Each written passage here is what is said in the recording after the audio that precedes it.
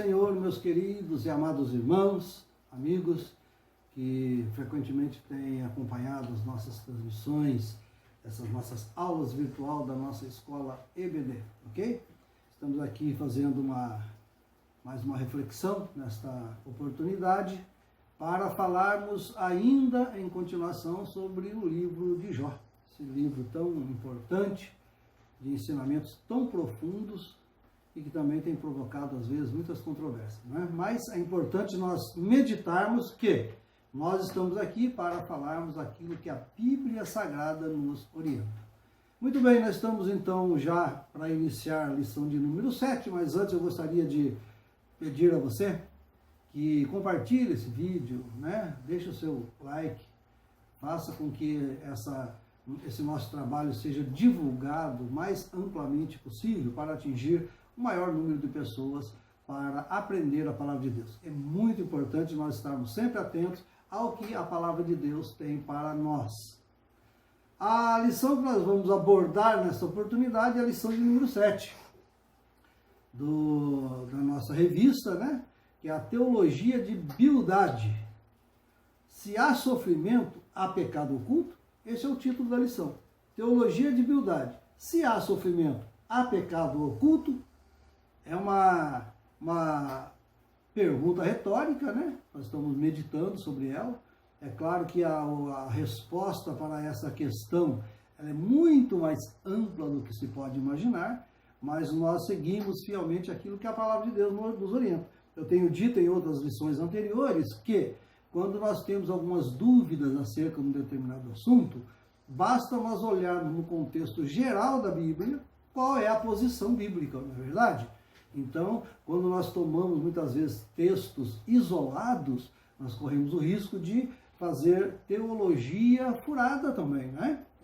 O texto isolado produz a teologia errada, não é verdade? Mas nós temos que tomar como base toda a nossa Bíblia Sagrada, todo o contexto da Bíblia, não somente às vezes do livro, mas até do próprio ensinamento bíblico. Muito bem, a teologia de Bildade, se há sofrimento, há pecado oculto? Eu espero que essa pergunta fique na sua mente durante essa nossa meditação e no final você tente respondê-la, tá ok? Porque nós vimos a semana passada, quando foi falado sobre Elifaz, o primeiro amigo de Jó, e a teologia de Bildade não é muito diferente da teologia de Elifaz, não é verdade? Nós temos 4 amigos de Jó, e esses 4 amigos são Elifaz, Bildade, Zofar e Eliú, né? Os 4 que vieram ter com Jó, após eles terem conhecimento do estado em que Jó se encontrava, em virtude das controversas, adversidades que sobre ele vieram, ok? Muito bem, esses 4 amigos de Jó, nós temos muitas pessoas, às vezes, que questionam, mas que amigo é esse? Vem trazer só teologia errada, vem só trazer, acusações, né? Todos eles acusaram Jó de alguma coisa, de pecado, por isso que ele estava sofrendo, é o contexto da nossa lição, é o cerne do livro de Jó, né? Esse ensinamento sobre o sofrimento, não é verdade? Mas eu penso o seguinte, alguém critica, que amigos que eram esses, né? Mas eu até diria, eu acredito que eram realmente verdadeiros amigos de Jó. Veja bem, Jó, como nós vimos no início, ele era uma pessoa muito bem relacionada. Era um dos homens mais ricos do Oriente na época. Então era um homem que tinha seus negócios, tinha suas amizades, tinha seu círculo social, não somente na terra de Uz, mas em toda a região habitada da época, né, nas redondezas de Uz, em todos os lugares em que ele atuava como comerciante, ou como fabricante, ou como amigo, ou como simplesmente um turista, um viajante que poderia viajar à vontade, não é? Ele deveria ter bastante pessoas que faziam parte de um círculo quase que íntimo dele. Não é muito difícil de nós chegarmos a essa conclusão pensando dessa forma.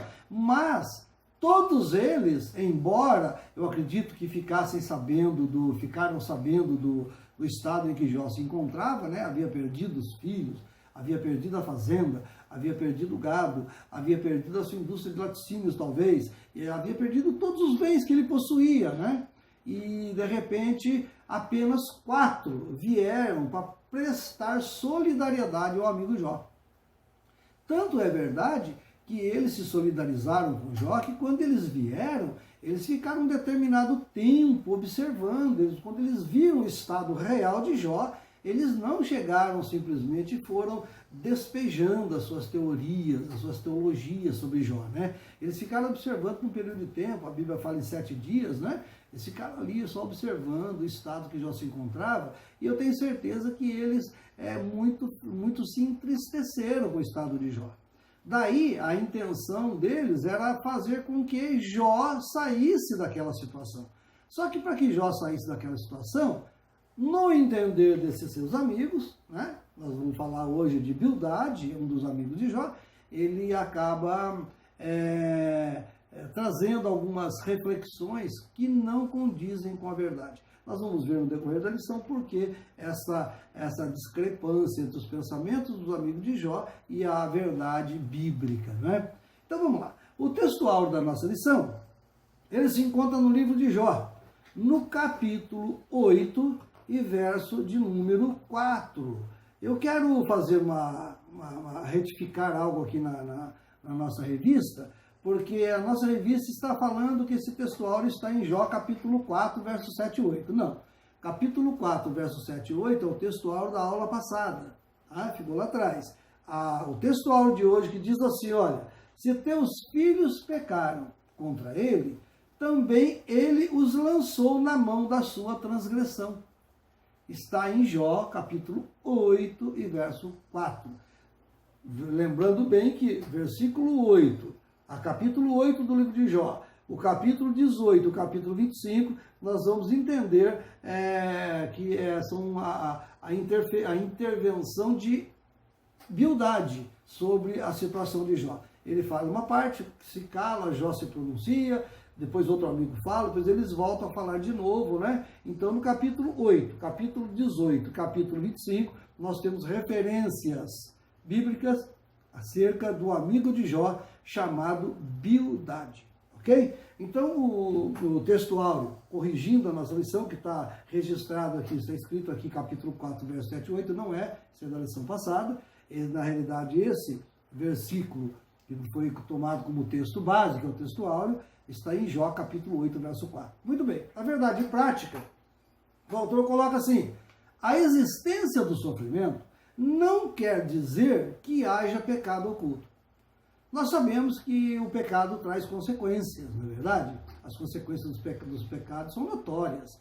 Basta olhar ao nosso redor, nós estamos aí com infindáveis exemplos de que realmente o pecado ele pode trazer consequências sim. Mas não, a existência do sofrimento para o ser humano não significa exatamente que essa pessoa, esse ser humano está em pecado. Não. No caso de Jó, por exemplo, é um caso muito típico disso, né? E aí você então me pergunta mais uma vez, mas por que então que Deus fez isso com Jó, né? Para que fazer isso com um ser humano que era justo, reto, temente a Deus, desviava-se do mal, segundo o testemunho do próprio Deus? Então como é que Deus faz isso com uma pessoa desse quilate, né, desse naipe, dessa elevada posição espiritual, vamos dizer assim? Muito bem, eu vejo que aqui, quando nós colocamos essa questão, nós já começamos então a entender que nós não temos como perscrutar os pensamentos de Deus, a mente de Deus. O que nós recorremos muitas vezes, aliás, todas as vezes quando nós falamos de Deus, é algo que nós chamamos de antropomorfismo, ou seja, nós atribuímos a Deus algo que pertence a nós humanos. Por quê? Porque nós só conseguimos compreender nós humanos. Nós não temos capacidade de compreender a divindade. Então, quando nós queremos falar alguma coisa sobre Deus, nós sempre trazemos Deus para o nosso plano. Essa é uma falha que nós temos. Mas é assim que nós, muitas vezes, chegamos a algumas conclusões que nos ajudam muito em nossa vida, né? Então, quando nós trazemos Deus para próximo do nosso mundo, nós então corremos o risco de acertarmos em algumas definições, né? Quando nós falamos, por exemplo, que as mãos de Deus estão estendidas, Deus pode ter mãos? Pode ter mãos. Mas ele também pode não ter mãos? pode não ter mãos. Ele pode ser ele é um ser espiritual e não necessariamente tem a nossa forma de tratar as coisas, de lidar com as coisas, né? Quando falamos que os seus ouvidos estão atentos à voz da nossa oração, não significa que Deus está colocando a mão na orelha assim para escutar cada um de nós aqui embaixo. A gente traz essa imagem para perto de nós, para nós compreendermos que aquilo que nós estamos fazendo está sendo recebido por Deus, está sendo ouvido por Deus, né?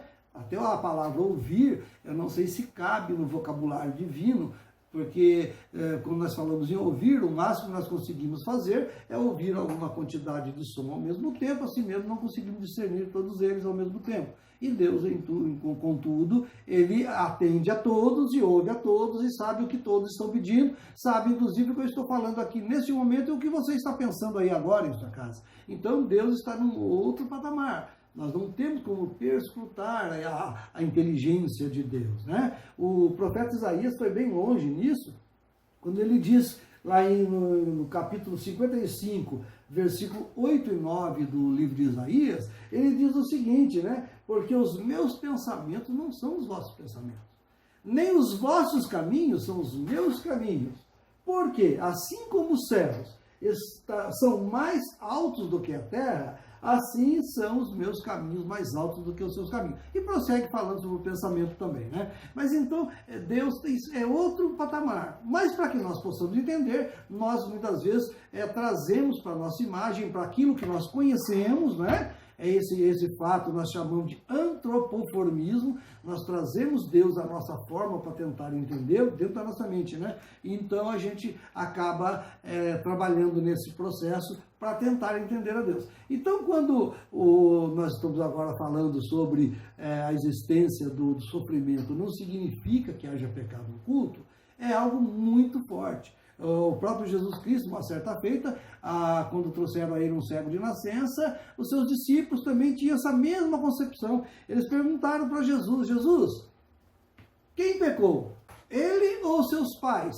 Para que ele fosse dessa forma, cego?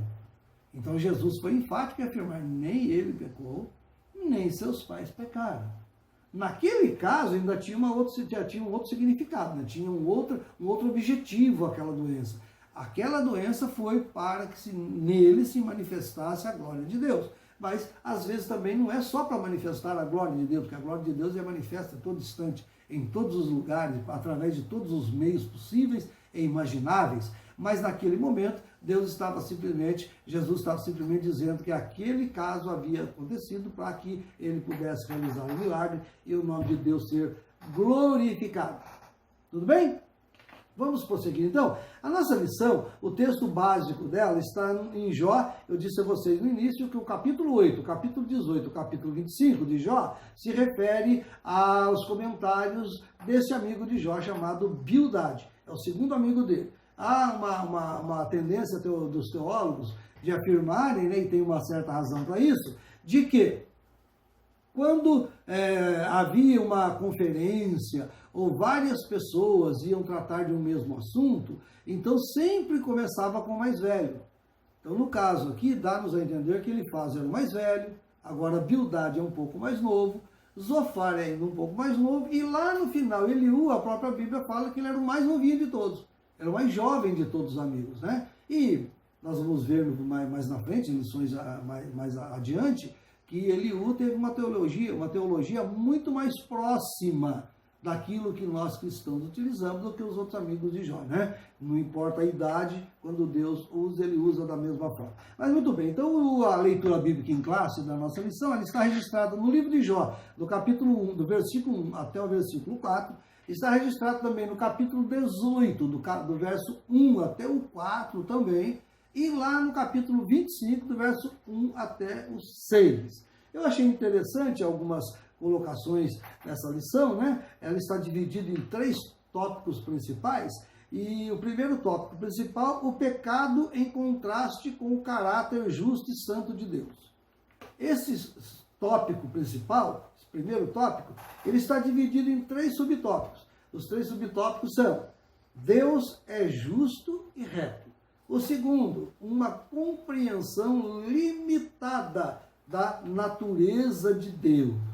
uma compreensão limitada da natureza de Deus. E o terceiro subtópico desse tópico principal é a imperfeição humana. O segundo tópico principal da lição diz assim: o pecado visto como quebra da moralidade tradicional. Eu vou dar uma sequência daqui a pouquinho para os irmãos, mas vão entender o que é essa moralidade tradicional, né? Moralismo por tradição, a subversão da ordem moral e o terceiro subtópico, contemplando a cruz. E o terceiro e último tópico principal da nossa lição fala o pecado em contraste com a majestade de Deus. Primeiro subtópico, a grandeza de Deus. Segundo subtópico, a onipotente, mas não ausente. E por fim, a nossa conclusão. Vamos então por partes. Eu disse a vocês que ia trazer uma sequência um pouco mais abrangente, né? Para resumir um pouco a lição, porque o tempo nosso é curto, né? Mas dentro da colocação de Bildade para Jó, quando ele se aproxima de Jó e começa então a conversar com Jó e trazer os seus pensamentos, as suas teorias, né? Os seus pensamentos a respeito daquela situação, a primeira coisa que ele diz, né? Está 8 do capítulo 8, verso 3 até o 7, do 1 até o 4, que nós estamos aqui na nossa lição. Ele primeiro diz assim, ó, levante os olhos, Jó. Ele diz assim. Isso aí, ele está querendo chamar a atenção de Jó para o caráter de Deus.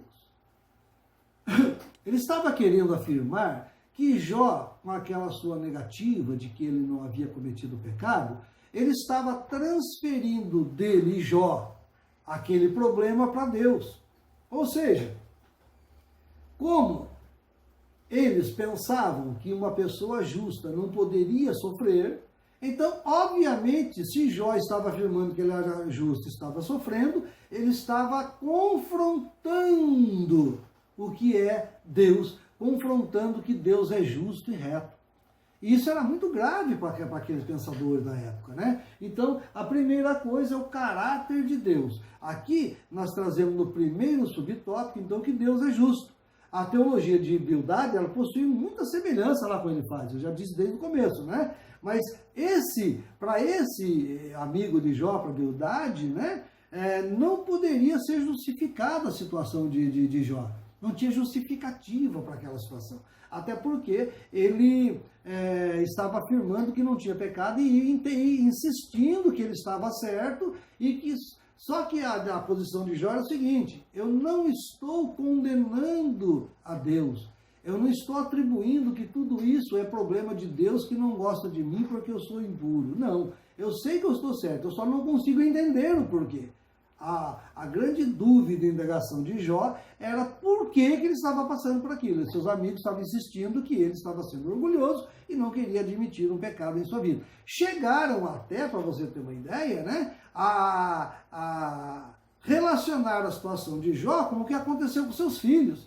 Ele chegou a falar, está no capítulo 8, verso 4 de Jó, da nossa leitura, né, e ele caracteriza que os filhos de Jó foram mortos porque eles eram maus. E eles pagaram, então, pelos seus pecados. Como se todo ser humano que morresse fossem pessoas más, não é? Todos nós nascemos, vivemos, crescemos, temos a nossa vida, fazemos todas as nossas atividades e um dia nós vamos morrer. Faz parte do processo, né? E como diz um escritor muito famoso, ele diz o seguinte: se a morte também faz parte do processo, eu quero passar por todos os processos de Deus, né? Nós temos que passar, não tem como fugir disso, a menos que Jesus venha daqui para lá e nos arrebate a morar com ele. Aí é uma outra, né, história, é um outro departamento, é uma outra meditação, é um outro estudo que nós veremos em outras oportunidades, com certeza. Amém? Bom, o segundo subtópico, uma compreensão limitada da natureza de Deus. Isso aqui, quando o autor nosso coloca, eu diria que o segundo, ele está tratando agora de uma sabedoria do passado. Uma sabedoria do passado. Bildade chama a atenção de Jó para o seguinte: ele fala assim, olhe para trás, Jó. Está lá do 8 até o 10, né? Do capítulo 8, verso 8 até o 10. Olhe para trás, Jó. Preste atenção no que os antepassados nossos, muito mais sábios do que nós, falaram. Olhe para trás, você vai ver que o que está acontecendo com você que é culpado.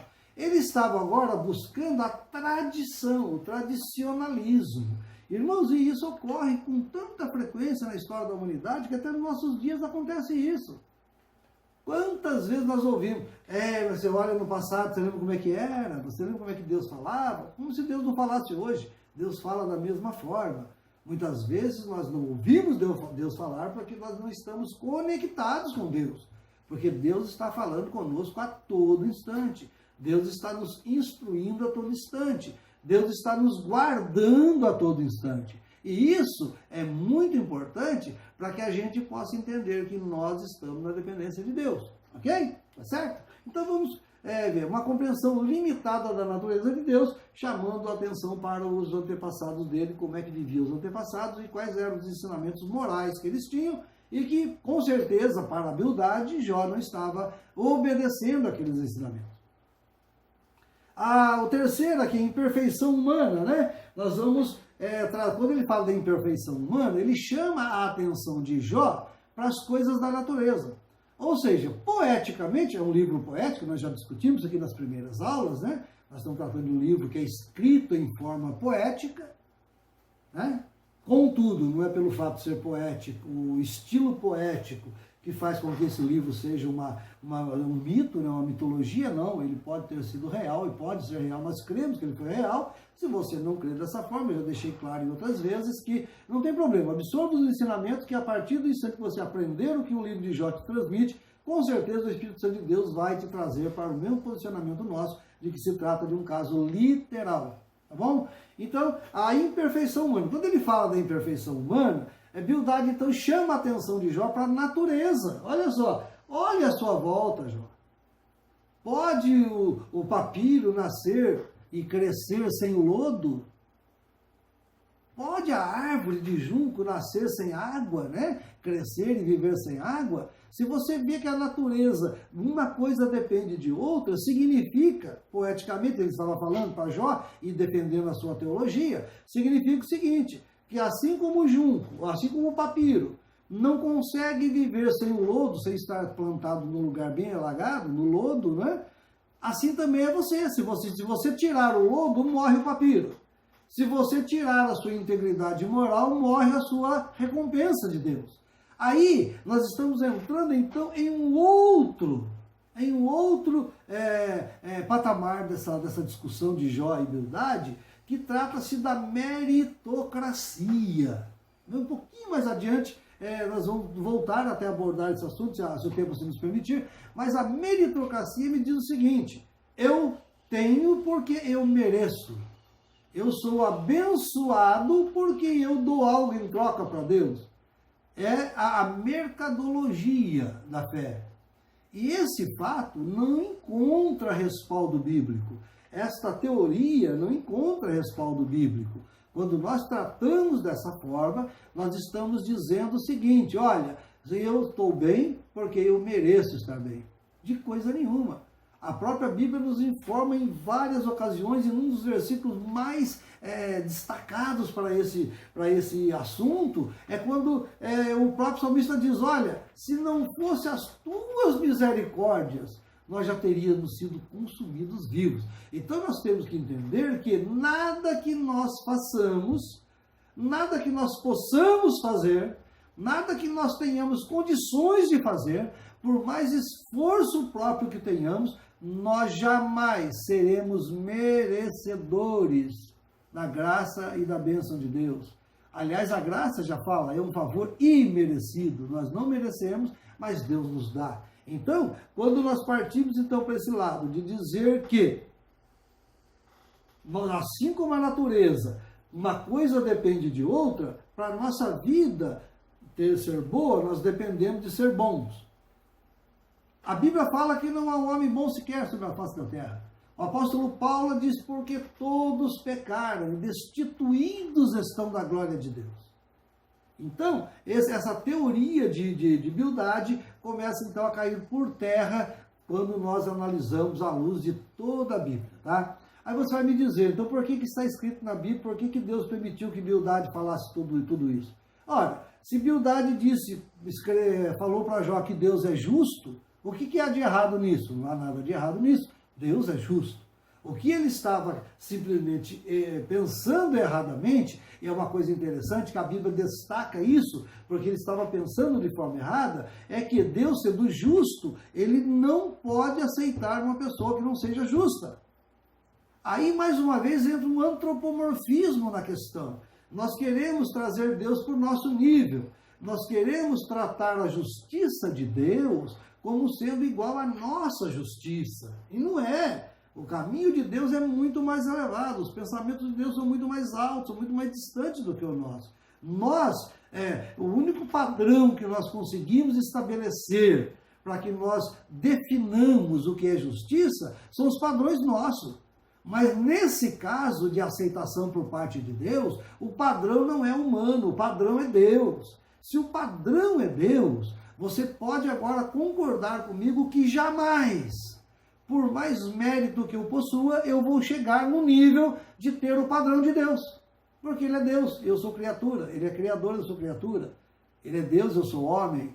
Né? Ele é imortal, eu sou mortal. Ele é eterno, eu sou finito. Então, quando nós pensamos assim, nós começamos então a entender que na justiça, o padrão que se é exigido é o padrão de Deus. E nós não temos capacidade a não ser a nossa própria justiça. Mas quando nós usamos do antropomorfismo e trazemos Deus para o nosso nível para tentar entender, nós às vezes imaginamos que a nossa justiça é igual à justiça de Deus, ou que Deus age da mesma maneira que nós agimos diante de certas circunstâncias. E não é dessa forma, né? Bildade não conseguia entender isso. É por isso que a Bíblia registrou, mesmo ele falando algumas inverdades, grande parte do que ele disse é verdade. Deus criou tudo, Deus é Senhor, Deus é soberano, Deus é justo, Deus é eterno, Deus é grande, Deus é maravilhoso, Deus é soberano, Deus é onipotente, Deus é onisciente, Deus é criador do universo. Ele acertava em tudo isso.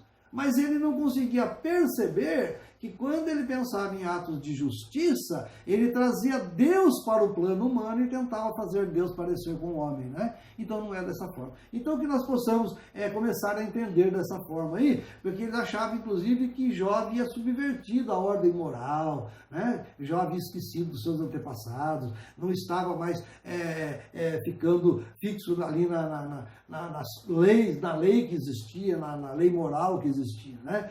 Contemplando a cruz, né? E tem uma passagem, essa passagem é muito interessante, no capítulo 19 de Jó, né? Depois você pode ler mais tranquilo aí, se você ler o capítulo 19, somente do verso 21 a 24, você vai encontrar essa passagem. Mas Jó, ele está pensando o seguinte, olha, ele chegou a ponto de dizer assim para a Bildade, olha, acontece o seguinte, hoje só está eu lutando contra os seus pensamentos e tentando entender o que está acontecendo comigo diante de Deus. Eu ainda não tenho um redentor, ele falou. O redentor que ele estava se referindo era uma figura da família que ajudava aquele familiar que não tinha condições de se defender. Então ia um outro membro da família, que era neutro do assunto, e ia lá defendia aquilo ali. O que ele estava mostrando nesse instante? Que ainda estava faltando o redentor. E Deus, em toda essa trama da vida de Jó, já deixou claro que era necessário um redentor. Era necessário um mediador para que fizesse o homem entender a Deus e vice-versa. Deus, embora Deus entenda todo homem, né? Jesus veio e participou das mesmas aflições do homem, a Bíblia diz. Então, Jesus Cristo veio como Redentor. Naquela época não tinha Jesus Cristo ainda. Se ele vivesse alguns séculos mais tarde, ia ser tão fácil dele resolver essa questão como nós estamos tentando passar para você hoje. Mas muitos de nós ainda estamos fixos no passado e pensando conforme era pensado lá na época de Jó. O terceiro e último tópico da nossa lição, o pecado em contraste com a majestade de Deus. Ele começa a colocar, Bildade colocar para Jó, mostrar para Jó a grandeza de Deus. Deus faz isso, Deus faz aquilo, Deus é maravilhoso, Deus é tudo isso. Só que, quando ele coloca dessa forma, ele deixa claro para Jó o seguinte, olha Jó, Deus, ele não está preocupado com você. Você está aí se matando à toa. Você está aí pensando esse monte de bobeira à toa. Né? Por quê? Porque Deus é tão grande, Ele é tão soberano, é criador. Você acha que Ele vai estar preocupado com você? Este é um perigo de você exaltar Deus sem conhecer a justiça de Deus e o amor de Deus. Quando a pessoa coloca Deus na posição de ausente, de distante, né? De distante, é muito complicado. Mas o salmista, né? O próprio salmista diz lá no Salmo 139, e o versículo de número 8, ele diz o seguinte, olha, para onde irei eu do teu espírito? Ou para onde fugirei da tua face? Se subir aos céus, tu aí estás. Se fizer no Seol a minha cama, eis que tu ali estás também. Se eu tomar as asas da alva e habitar nas extremidades do mar, até ali a tua mão me guiará. O salmista compreendeu isso. O salmista compreendia embora Deus seja tão grande, ele não está distante de nós. Então, meus queridos e amados irmãos, nós estamos chegando para a nossa conclusão aqui, né? Deus é onipotente, Deus é tudo isso, mas ele não é ausente. Deus está junto de nós. Jesus Cristo, sendo Deus, ele nos prometeu quando ele foi assunto aos céus. Onde estiver 2 ou 3 pessoas reunidas em meu nome, ali estou eu no meio deles. Ora, se Jesus Cristo está no meio de 2 ou 3, ele também mora dentro de nossos corações. Porque agora nós vemos que o apóstolo Paulo dizendo que nós não temos um tabernáculo feito por mãos humanas, mas uma casa eterna nos céus. E ele, prosseguindo, ele diz que nós somos o templo do Espírito Santo. Traduzindo em outras palavras, nós somos a morada do Espírito Santo. Então ele está bem pertinho de nós, bem juntinho de nós, né? O apóstolo ainda diz mais adiante o seguinte, que os nossos adversários, eles andam em nosso derredor, bramando como leão, buscando a quem possa tragar. Mas em outra parte, o mesmo apóstolo diz que os anjos do Senhor acampam ao redor daqueles que o temem. Ou seja, ao redor nós temos os anjos, ao redor está um monte de inimigo tentando nos atingir, mas nós somos inatingíveis porque nós estamos na presença de Deus. Enquanto estivermos na presença de Deus, temos essa garantia de que não seremos atingidos. A conclusão da lição, eu vou ler para os irmãos na íntegra de como está colocado na revista, para nós encerrarmos, diz assim, olha, nessa lição, nós vimos que o debate entre Bildade e Jó assume alguns contornos teológicos muito relevantes. Ele destaca a soberania de Deus, destaca a justiça de Deus, enfim. Bildade faz 3 discursos, eu falei aqui sobre os 3, né? O primeiro deles, em cada um deles, né, ele põe em destaque uma crença que ele tem, ele acredita que é daquela forma. Ele crê na inocência de Jó e por isso atribui o seu sofrimento à existência de pecado. Então está se referindo que Jó estava orgulhoso, não queria confessar o pecado. Assim ele orienta Jó a viver segundo os ditames da tradição. Olhe para trás, está trazendo tradicionalismo para mostrar para Jó que ele estava errado, né? E como consequência o empurra para uma moralidade de natureza apenas religiosa. Por último, quando quer exaltar a grandeza de Deus a qualquer custo, acaba criando um abismo intransponível entre o Criador e a criatura. E não é esse abismo não existe, porque Deus está presente juntinho de todos nós. Meus queridos e amados irmãos, que esta lição possa ter grande valia para a sua vida, que nós possamos meditar na palavra de Deus, leia a Bíblia, aproveite que nós estamos estudando o livro de Jó, procure ler o livro de Jó inteirinho, mas meditando, não é só uma leitura rápida, não, uma leitura meditativa, vai entendendo, se tiver alguma referência que você quer buscar, busque as referências e fique sabendo, porque Deus realmente fez algo com Jó que, ao nosso ver, está totalmente errado, né? Usar Jó como cobaia diante de Satanás. Mas não foi isso que aconteceu. O que Deus estava fazendo é algo eterno.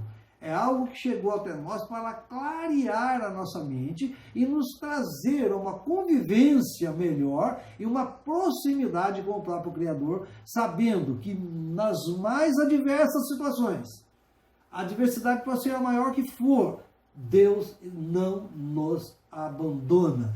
Ele tem tudo sob controle. Que Deus possa abençoar você, sua família. Aproveite essa aula, assista e compartilhe para que todos possam ser abençoados. Amém? Deus abençoe a todos em nome de Jesus. Até uma próxima oportunidade, se Deus quiser.